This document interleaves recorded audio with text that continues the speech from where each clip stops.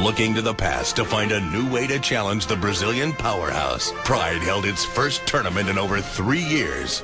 I think the tournament way of deciding who the best fighter is really effective, you know. I mean, you know, when it's just one-on-one, you know, everybody's going to lose eventually. And, you know, everybody's going to peak one night or the other. And when it comes time to the tournament, you're forced to peak repetitively. And that shows that you're a great athlete and a great fighter. In August of 2003, world's best middleweight fighters gathered in Tokyo to find out who would become king of Pride's middleweight division. This was the most talented and dangerous group of fighters ever assembled in a single tournament. But the most intriguing possible challengers for Silva came in the form of two dangerous American fighters. The counter-punching knockout artist from the UFC, Chuck the Iceman Liddell, and the king of the slam, Quentin Rampage Jackson.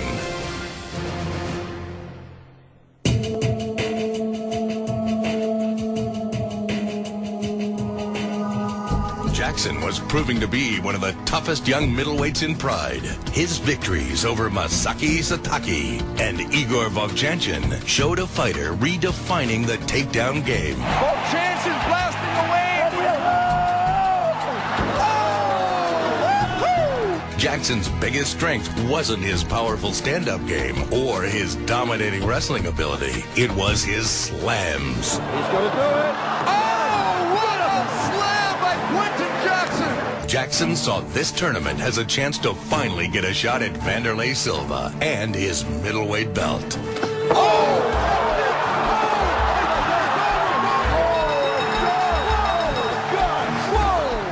His knockout of Kevin Randleman at Pride 25, Jackson called out the champion. Okay,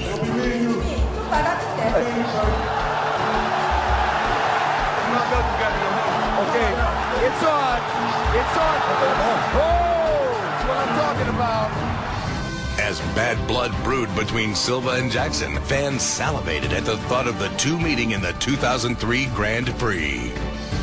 Coming from San Luis Obispo, California, Chuck the Iceman Liddell entered the middleweight tournament as one of the favorites to win it all. He also came as a representative of Pride's rival MMA promotion, the UFC. Liddell was not only looking to prove that he was the top 205-pound fighter in the world, but that the UFC was the top promotion in all of MMA. I'm here in Japan today because Dream Stage Entertainment president, Mr. Saki Kibara, made some comments recently about the UFC and continued to say some things about the UFC, when in reality I had been trying to make fights between Chuck Liddell ever since he knocked out Guy Mesger here in one of the Pride events. The fight originally that we had wanted was against Vanderlei Silva, the Pride champion, but I see this as a much better opportunity for Chuck to come in and face all the top middleweights in Pride. So when the challenge was made, I was more than happy to stand up and accept this challenge. Chuck Liddell will win the Pride Grand Prix. He is one of the best middleweights in the UFC and in the world. First of all, I want to say that I have to disagree with Dana White and Chuck Liddell. You know what I'm saying? I know that one American will win this tournament. You know what I'm saying? I always bet on black. You know what I'm saying? I like the UFC. Y'all good, but Pride got the best fighters, man. We put it down. We slam them, knee them to the head. You see the best action here, you know what I'm saying? I like the UFC. Y'all good, but Pride is where it's at. Pride is Ichiban. Remember that.